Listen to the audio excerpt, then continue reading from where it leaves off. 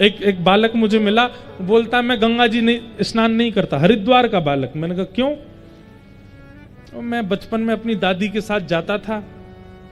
एक दिन मेरी दादी आचमन कर रही थी, बचपन से इतनी पूजा गंगा जी की करी उन्होंने और इतनी सेवा करी दादी ने, और एक दिन उनका पैर रिपट गया, गंगा जी में गिर गई, बह गई। उस दिन से मैंने कहा कि मेरी दादी के प्राण ले लिए इन्होंने, अब मैं इनके पास नहीं आऊंगा। मैंने कहा भाई एक बात बताना, चलो तुम्हारी दादी के साथ जो हुआ उसके लिए मुझे खेद है, एक के प्राण लिए तो तुमने गंगा जी का त्याग कर दिया, पर तुमको पता है गंगा जी कितनों को प्राण देती हैं?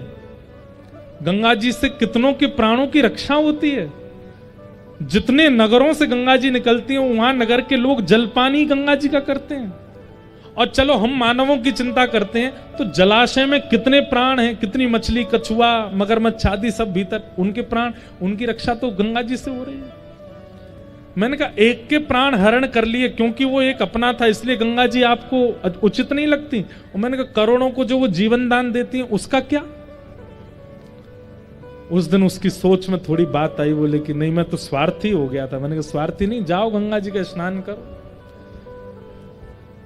अहेतुक के भक्ति का मतलब ये नहीं कि जैसे तुम चाहो वैसे ठाकुर जी करें। कभी कभी ठाकुर जी की इच्छा हो जाएगी, आपको अगर सिर के बल गिरेंगे तो भी आपकी भक्ति नष्ट नहीं होनी चाहिए, तो भी वो प्रेम, वो भाव वैसा ही बना रहना चाहिए।